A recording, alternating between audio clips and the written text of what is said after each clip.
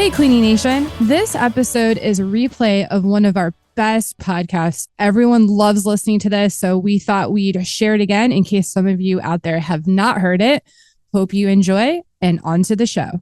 Hey, Cleaning Nation. Mike Campion here with Jared Robinson. He is our, traffic guy extraordinaire, and most of the time we talk about traffic. But today, we, and by we I mean Jared, is going to talk more, or are going to talk more about where the traffic goes. I think we probably don't emphasize enough. Jared knows a lot about targeting and, Facebook versus Instagram versus local service ads versus pay-per-click, and plenty of nerding out to be done there. But I have always felt or believed or experienced that no matter how good the traffic is, if you send them to a dud of a landing page, and a lot of people just send people to their website without really thinking through, is this website speaking to who these people are? And the answer is virtually almost no. Doesn't matter how good the traffic is. If you don't give them a compelling offer or have anything to say, you just kind of wasted some time and money and all that. So Jared, having sent traffic to many landing pages, we're going to go over the do's and the don'ts, stuff that he likes, stuff that he doesn't like, specifically as it relates to cleaning company. So that said, I'll turn it over to you, Jared, and I'll kind of just ask questions and poke as I see fit. But the virtual floor is yours, my friend. Perfect.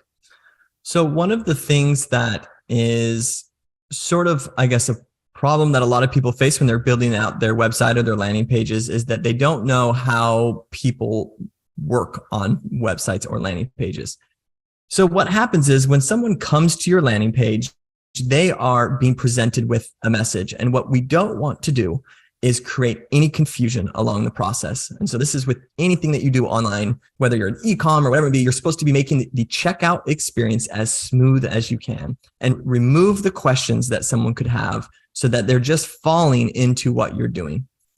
So when we look at our own landing page, if we open up our website or our landing page and we offer multiple directions for people to go, we're immediately creating a question that they are being forced to answer. So it's like someone coming into a thing and we're immediately asking them questions. Well, what do you want? Well, what are you doing? Why are you here? And it's like, whoa, bro, I just showed up. Like, let me figure this stuff out. And so the way we want our landing pages to flow is to push them in the direction that we want them to go so that we can get the results that we need. Anytime someone lands on your landing page or your website and scrolls down, it means that they're interested in what you have to say, but they're not sold on what you have to say yet. And so this is another problem that we run into, is that we try to put a lot of emphasis at the top of our websites, and then we sort of just like, well, I don't know what to put later on or what my call to action should be. But if we think about the psychology behind this, is like, I'm here and I didn't leave. I didn't click the X and leave. This means I'm going to start to scroll. And why is someone scrolling? They're not sold. And so we need to continue to hit points, buyer objections, as they scroll through your website to be able to push them to the one spot that we want to send them. And so whether that call to action, and again, we've heard this a lot on this podcast, is not going to be your free estimate or whatever it may be, but we want to have a call to action that promotes a life that they want. And we create the landing page to have sections that push them to the life that they want. That makes sense? And so far, that's great. I just want to make a quick clarification. Jared's been using the words landing page and website semi-interchangeably, and I think that kind of clogs people up. So our definition would be, well, first of all, anywhere you send traffic is what we're talking about. So you could send it to your website. The problem with websites are they often have lots of options. Like Jared said, the more options you give, the more confused they are, and a confused person generally leaves as opposed to doing anything. So an option could be follow us on Facebook, sign up for this, check out this review, click here to sign up for our newsletter. There might be a dozen options. That would be a website, which is not what we would recommend you sending paid traffic to, or in my humble opinion, even organic traffic. Let's send them somewhere. So a funnel would be, there's one thing. You can either do the thing we've asked you to do or not do the thing. You can leave, or you can opt in, give us your information, book an appointment, click a link, whatever it is you're asking them to do. But if you just give them one option, you're more likely they're going to take that option. And you know what's working, what's not working. When there's 17 options and they can go anywhere, it's really hard to know what's working. So landing page for this discussion, not for all of time, might just be somewhere we send paid traffic or organic traffic where there's just one option. They can either take the next step or they can not take it, whereas a website would be a little more, here's a bunch of information about us, about different pages that are linked together, and there's all sorts of options you may take. Okay, so that said, let me ask a couple things about, because you made a really good point. I love the picture of when they're first there. Most of the time you want to have a call to action above the fold, right? Like old newspaper language of before they have to scroll. And, hopefully 20, 30% of the people that are going to convert or do the thing you ask will do it right then and there. Great. The vast majority are just going to leave. Not great, but okay. I really like the idea of the rest, which are probably the important. Let's give them something, right? Because even the ones that immediately convert may not be the best people. If they're not clear, they're like, I'll just click this button to see what happens. So for me, it's like, I think the people that have read and want more information are the most valuable. So I'd love to know what chunks we should and shouldn't put, or what you see kind of works and doesn't work when you're talking about next things. Well, first of all, let's talk about all of it. The headline, what should be above the fold, so to speak, and then what specifically would you recommend for owners of cleaning companies as they scroll, or as their visitors scroll, sorry. So the above fold, as Mike is calling it, is essentially what they see before they scroll. And so when the website loads, or the landing, I guess I'll call it a landing page. When the landing page loads, it will,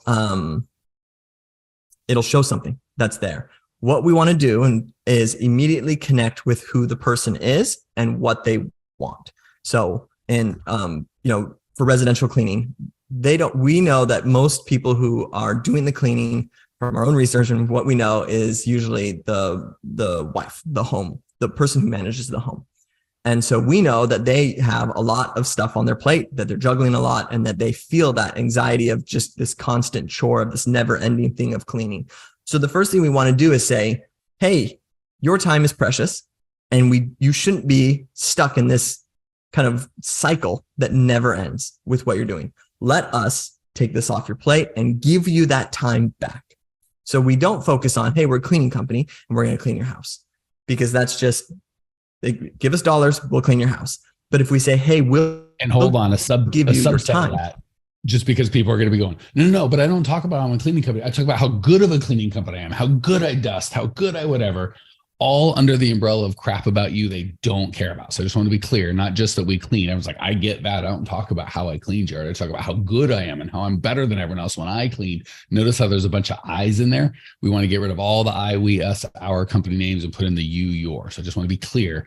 We're not just not talking about cleaning in any regard, the quality of the clean. No offense, everybody says we're the best cleaners in the world. Well, all y'all are lying but one, just by the way that the nature of those claims work. All right, back to you, Jared. Sorry. Yeah. So when you express the you and the yours and you're talking to them, you want to try to find a couple words in there that are a little bit more dramatic than what you would typically speak. So instead of just saying like, we'll make your home clean, we would say your home will be sparkling, for example. And so that elevates what we're doing. It's an exaggerated version of how you speak. And these work really well with headlines because you want to make a black and white contrast with what you're doing. So there's essentially two choices, and one is just amazing and one is fire and brimstone. And so, yeah, I want this over here. This is what I want. My time is being sucked away and my home will now be sparkling. Like those are two really contrast words, but it's what creates that division of like, I want this. You're not forcing, but you're using, I guess, like a sales technique to just bring two choices. Either your time's going to get sucked away or you're going to have this amazing, more time, sparkling home to go with what you're doing. So go ahead. Do you want to say something? Yeah, the way I would do that is a word picture. Like when Jared says sparkling and time being sucked away, as a visual person, you want stuff that, there's auditory, visual, and kinesthetic. So visual is what you can see, auditory is what you hear, kinesthetic is what you touch. Sucked really hits all of them. I can hear a sucking sound. I can see a vacuum sucking my time away, and I can feel what it feels like to be sucked away. Sparkling is different than clean. I can feel something sparkly or sparkling. So I would really create word pictures in their minds, because all we have is the words that we use. And it is shocking how the difference between the word clean or the word sparkling or the word, time losing or sucking your time can make a substantial difference. Because again, all you have is the words. And we kind of get into like, what about the pictures? I want to make it look pretty. And how about the buttons and the colors all work? And that's fine. But at the end of the day, the words are the key. And I love what Jared said about, just creating for me word pictures or sound pictures or things that they can be like, I felt that one right in the gut. Your heart, your time is going to be inefficiently used. It means nothing to me. Your time and life is getting sucked from you second by second. It's like, I can feel the drama. Yeah. So once they see something like this, we then provide them the light at the end of the tunnel, which is the call to action to what they're doing. So it's, hey, we have this 15-minute solution call that's going to give you all these things back into your life. If they see that and go, whoa, this is too much for me. This moved quick. I'm not quite ready. I'm ready to scroll. This is probably the number one mistake I see, is that the minute someone starts to create on the below fold is when they start talking about themselves. Well, this is why we're going to do such a good job. This is what we do. We've been in business for 15 years and we use clean products and all that stuff. That isn't where their mind is right now. They've been hit with this dramatic kind of teeter-totter type headline, and now they need more. And so when they scroll is their invitation to keep going. I'm interested in what you have to say. Keep going. And that's when we speak to the person. So we start to say, this is you. This is what your life is right now. This is what you're doing daily. This is why it's hard for you. This is why you feel your stuff. And you're bringing problem awareness into this, where you're starting to bring the emotions of the problem to the surface. And they're saying, yes, holy smokes, this is me. Yes, I do feel that. You know what? That's a good point. That's totally, that's what we want. We want them to be like in their minds, agreeing with what we have to say and having them feel like we know how they feel, because this positions you into a spot where you can then really hit home a solution, and they'll believe your solution because they believe that you know them and what they're feeling. So one of the things that people are tempted to put, and I kind of have two minds. I wanted to ask you about this anyway, so we'll do it in front of God and everybody here. Reviews. For us, I know we've tested it both ways for our own stuff, for our clients. And I would just think, and I think most people assume, well, just good reviews. Jared's cleaning is the best. I loved him. Couldn't hurt. Like always, best case, they help a lot. Worst case, they can't hurt. We've actually felt they can hurt. We've actually found they can hurt and they can help. And I'll give my 2 cents, and I would love to hear Jared's probably more thought out response. Is for me, I get frustrated when we're talking about time getting sucked and sparkling and you living this different life. And then the reviews like Jared's the best, right? So when the reviews, in my opinion, don't match the narrative that we've been drawing for them, it's almost a disconnect that can screw it up. That said, I would love I know you've done this more than me. So what have you found about reviews? Always bad, always good, or probably a more nuanced answer of here's when and how you might or could use them? Mike Campion here. Do you ever listen to the podcast and go, this is great information, I just wish I could actually get it implemented and I wish I could get some help? Well, we do that. If you would like either myself or my team's help actually coming up with a plan that's specialized to you and your business, because with these podcasts, obviously we have to be very general and we can only go 20 minutes at a time. If you'd like to jump on a call with myself or my team, go to growmycleaningcompany.com/talk. We'll jump on a call. There's no charge, and we'll help you get some absolute clarity around exactly what to do next and how to do it. The reason we don't charge for these calls is the plan that we come up with, people want help implementing that. If that's the case, we're happy to talk about it. And if it's not, that's okay too. We're happy to just help you come up with a plan. So if you want to translate the information you're learning here into an actual plan that can change your life, give us a ring, growmycleaningcompany.com/talk. Love to either myself or have one of our coaches walk you through and actually personalize the content you get here to where you're at with your business. Talk soon. So to piggyback what you said, anytime you have a review that matches the narrative of what you're doing, that's awesome. That's great. And in fact, you can either just use the review or you can use the narrative of the review to create copy that's going to connect with your other people. So that's great. Overall, though, real quick, what would that look like using the review to create narrative for your copy? So in that section that we talk about after kind of the above fold, when we start to relate, usually people will use words like, oh, I used, before I hired Jared's Cleaning Company, my house was a disaster 24/7. And I felt this weight of, worry all the time. And so you start to pick those words out. What is she saying? Oh, she felt a weight. She used the word weight in here. So when I say, hey, do you feel the weight of a dirty house? Like I'm literally pulling this from reviews that I've received or customers that have said things to me. And so that can be verbally or written, but you're essentially hearing those words, and those are the words they use to describe their problems. And that's how you're going to relate with other people who have those problems as well. All right. So that I want to hear the rest of your story, but that just brings up a very kind of murky waters.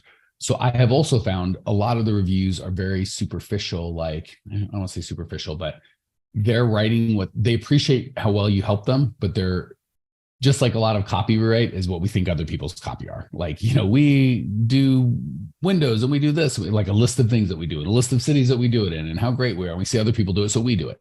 and it doesn't work. We just see other people do it and it self-propagates. I think reviews are the same thing. People don't know what you want, so they'll just say things they think you want. Like what they're really saying is, I really appreciate you, Jared, and you asked me for a review, and I feel like you're always in my house, so it's a nice thing to do, so I will do that. But they don't give you what I would call a real review. Like what Jared said, like if I really thought about it, I'm like, yeah, it was a huge pain in the butt. And this goes in your sales process too. If you do your sales process right, they'll be more in tune with the problem that you actually solve, but we'll leave that be for now. They just will give a superficial, Jared cleans the best. My blinds are always dirty, but not when Jared came. They were clean as a whistle. And then we get sucked into the belief that that's what they want because that's what they told us. So how do we kind of discern when it's same with us, when people be like, Mike's coaching's the best. I would recommend it to anybody. Like, I think I'm so appreciative of our clients that I'm not going to like yell at them, like do it right. But I'm probably not going to use it as copy. Like my cleaning's the best or my coaching's the best. You should use me. I want the people like, oh my gosh, I was pregnant and I only had 2 months and I had been 10 years I've been cleaning and I had to get out in 2 months. And like, that's like kind of a real reveal. So how do you, am I being way too judgmental and too big of a pain in the butt? And if not, B, how do you kind of identify like what someone's just saying to be nice and what a real review that is actually going to kind of pull heartstrings or help people change their feelings? Yeah. So you're 100% right in that. Okay. So let me reverse the order of this. So this is what the time that you use reviews in your selling process is usually towards the end. And it's a social proof is the term of that. And so you're essentially just saying, because what's happening is once someone starts to get more committed into the sales, they're like, you know what, I think I might hire this company. I really like them. They seem to relate with me. I really, there's a lot of things I connect with. They then start to move into this like the checklist. Well, I need to make sure everything lines up. So social proof is nice to be like, hey, don't worry. A lot of people like us. That's all you're trying to accomplish with your reviews. Hey, a lot of people have reviewed us. So realistically, up on your site, you're able to just kind of towards the bottom of your stuff, say, we have over 1,000 5-star reviews that people go, great, done, check. Not here's every single review. Here's it all typed out for you. Here's my top 3 reviews that are 8 paragraphs long that I want you to read. No one's going to believe it. Everyone's going to know you're putting your best reviews forward. Is this genuine? Is this not? I don't know. So just saying, hey, this is where we're at. This is what we got. A lot of people like us. Done. You've done the work. Now, to jump over to what makes a good review versus a negative or a review that we wouldn't use, is essentially it's just that I was here and then this solved this particular problem. So the more specific, the more they describe where they're at to where they're going, those are the type of reviews we would want to pay the most attention to, as opposed to just how good you clean or how well you did that one time you came over or how your vacuum marks were perfect. None of that is what we would deem as like something we'd use in our marketing. But what we would use was, this is what my life was before, and this is how I felt. So more emotion. And so anytime someone's willing, says, hey, I'd love to leave you a review, you can say, awesome, love that so much. Would you mind sharing kind of where you were emotionally before the cleaning process and where you are now that your home is clean, and keeping them focused on what their life is like as opposed to the vacuum lines in their carpet. Yeah. Feeling over cleaning is the money, just period, for all phases of marketing. Okay. So I think you've done a really good job, Jared. Oh, so I think we've only got time for 2. One, what do you not like to see? I think we've done I shouldn't say not like to see, but what have you found to be ineffective? What really kinks up the works? And then 2, call to action. So say we've given them copy that's compelling and they're like, I like this, I want it. And again, if we have time, call to action for residential versus commercial. So they might not be the same. So what things have you seen that'll really kill a landing page or conversion? And then what kind of call to actions might you recommend for residential or commercial? So I would say the biggest killers of a landing page is, well, the number one is for sure when we just use really generic copy. And I think ChatGPT can be really helpful for a lot of owners out there. You can put in your stuff and then say, hey, add some spice to this. Help me make this more dramatic. Could even be a way to say it. Sometimes I take my ads and I say, write this like a 3rd grader. Because for me, when I'm writing my ads, I want them to make sure that they're really easy people can read them really easily and that they can, it can read quick. And so it kind of dumbs down. Luckily, I write like a 3rd grader, so it changes like one word.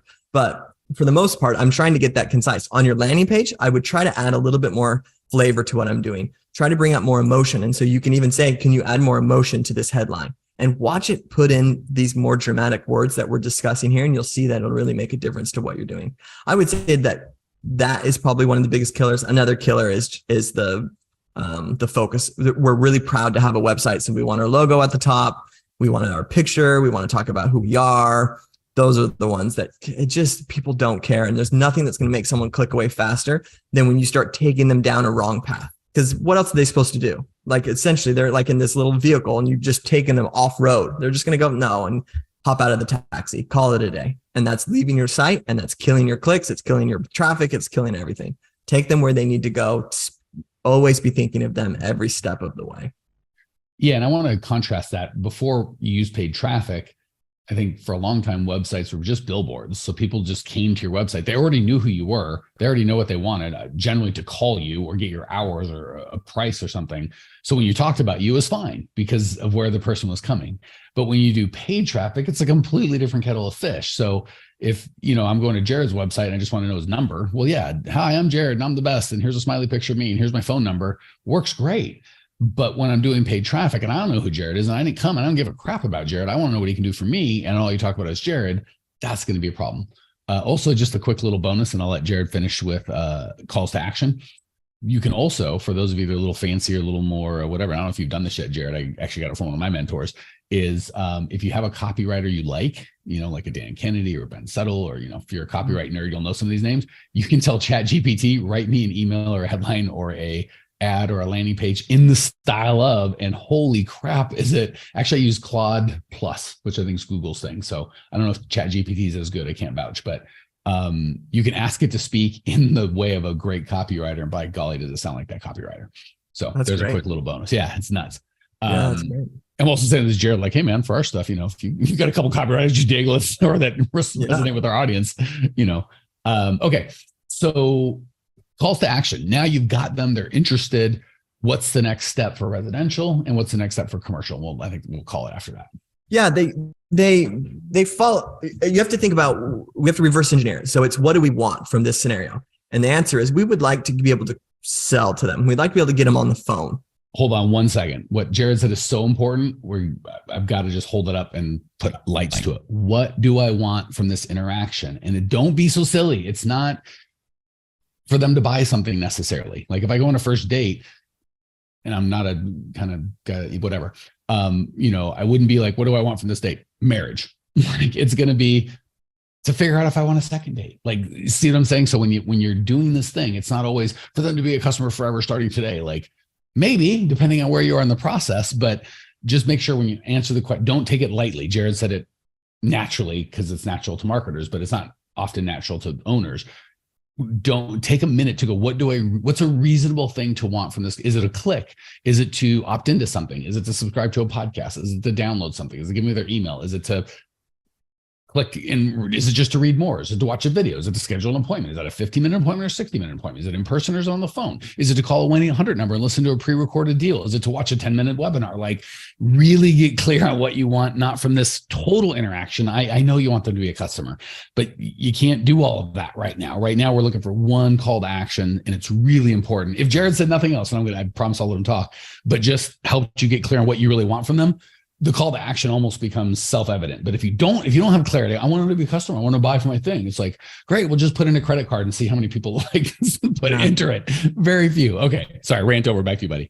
Yeah, no, that's great. Yeah. And so you reverse engineer what it is that we want. And the piece of advice that I can always give is that we want to make sure that it's clear to the people who are on the landing page that the button that's on your page is moving them towards whatever it is that your page is promoting. So if your page is promoting that they're going to have more free time in their life, then that button needs to promote that they're going to get more free time in their life. That's what they're opting in for. So instead of being like, hey, you get more free time in your life, and then like the button's like, give me your name and email. It's like, wait, why? How does this connect? Tell me why I need to give you my name. How does this connect? And so when they click, if we say what we would do in the scenario is we'd want their name and email, but we're going to tell them why their name and email is moving them towards getting them the life that they want. And that's how you technically move someone into what they're doing. So I want my sparkly home is a great call to action from if that's what you're hitting time and this, I'm ready for my sparkly home. They click this. Then from the opt-in, you can say, hey, we're going to get to know you better. We're telling us where your name and email. And then they type that in, boom. Now they're into the next spot. Hey, we have this 15-minute solution call that we're going to get in and really figure out what it is that you need. This is the calendar that you're going to book your appointment on. Go ahead and do this. We'll hook you up. They do that. Perfect. Here's this thank you page video that's going to walk you through what that process is going to look like, kind of bring your anxiety down with this thing that you just bought online, really make you feel comfortable with me, my face, and so that this sale will go more smooth. Now, obviously, this is not what you would write out, but this is what we want to accomplish. They then do that in there. Do you hear how each of that was broken into a step, all leading into what they opted in for, which was to have more time in their life. But each one was a necessity. We required each step to be necessary to get that in their life. So well said. So we said a bunch. If I had to focus on any of it, that last part is probably the key. Understanding what your end goal is at the beginning and make sure the end goal is not to sell them something, because people love buying stuff, but they do not like being sold to. So if you can really get clear on the problem that you're solving and focus on that and how their life will be better, and phrase everything about that, and each thing that you ask them to do, clearly connect it to how their life will be better. So for commercial, it might be 10 ways to get your cleaner to behave, or 10 ways to switch cleaning companies without it being a big headache. And maybe they just download a free PDF. So there's an obvious, why would I put in my name and email? Because I'd like to email you this PDF that you want, or this short video, or a checklist, or some sort of thing of value.